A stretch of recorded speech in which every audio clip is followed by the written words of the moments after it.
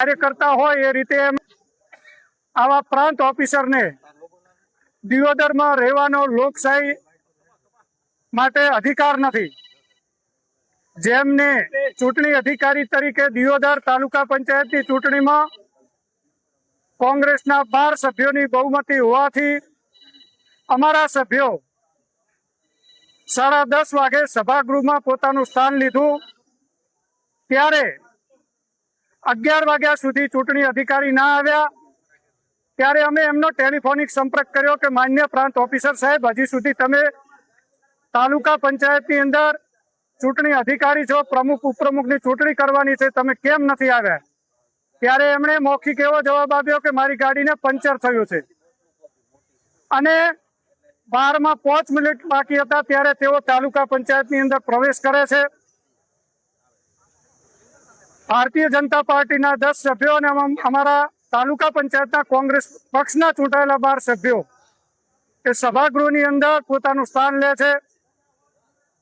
તાલુકા વિકાસ અધિકારી એનું પ્રોસિડિંગ લખે છે। ત્યારે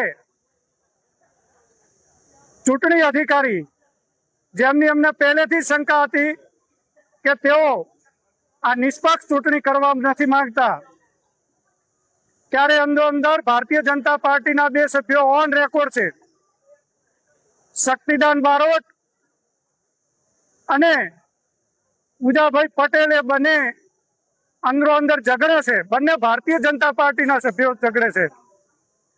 ત્યારે અમારા સભ્યો વિનંતી કરે છે ચૂંટણી અધિકારીને કે સાહેબ, આ ભારતીય જનતા પાર્ટીના ચૂંટાયેલા સભ્યો ડખો કરવા માંગે છે, ચૂંટણીને ડિસ્ટર્બ કરવા માંગે છે, આપ એમને શાંત બેસાડો।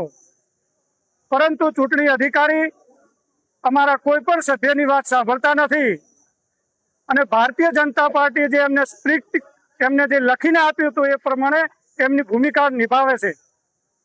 ત્યારે બંને ભારતીય જનતા પાર્ટીના ચૂંટાયેલા સભ્યો ઓન રેકોર્ડ છે, એની અંદર રેકોર્ડિંગ થયેલું છે, વિડીયોગ્રાફી થયેલી છે। ભારતીય જનતા પાર્ટીના બીજા 1 મહિલા સભ્ય ઉભા થાય છે, એ પણ એમના જ ભારતીય જનતા પાર્ટીના સભ્યો સાથે ઝઘડો કરે છે અને આવો કૃત્રિમ ઝઘડો ઉભો કરી અને તાલુકા પંચાયતમાં કોંગ્રેસને સત્તા પક્ષથી દૂર રાખવા માટેના પ્રયત્ન કરે છે। ત્યારે અમારા સભ્યો વિનંતી તાલુકાના ચૂંટણી અધિકારી શ્રી પ્રાંત ઓફિસરને કરે છે કે તમે ચૂંટણી પ્રક્રિયા પૂરી કરો, કોરમ સભા થઈ ગઈ છે, છતાં પણ ચૂંટણી અધિકારી ભારતીય જનતા પાર્ટીનો હાથો બની અને એવું કહે છે કે અંદર ધમાલ થઈ છે અને સભા છોડીને જતા રહે છે। આજે અમારા સામે પોલીસ દ્વારા FIR કરવામાં આવી રહી છે કે કોંગ્રેસના આગેવાનોએ ધમાલ કરી છે। ના, પ્રજાએ એમને રોક્યા છે।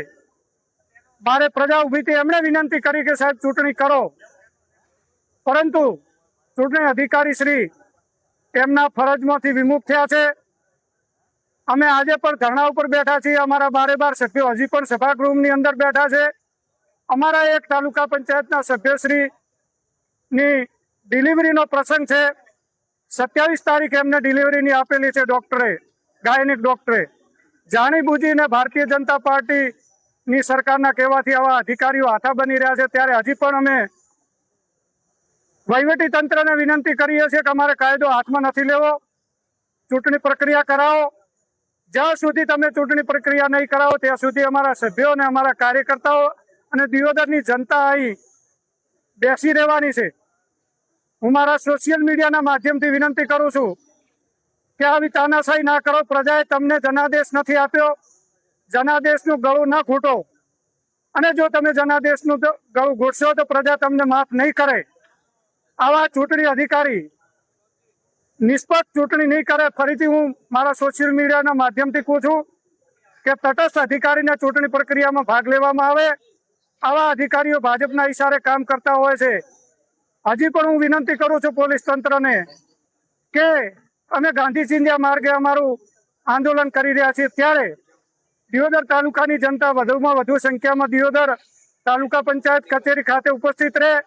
આપણે ગાંધી ચિંધ્યા માર્ગે આંદોલન કરવાનું છે, કરતા રહીશું। જય હિન્દ।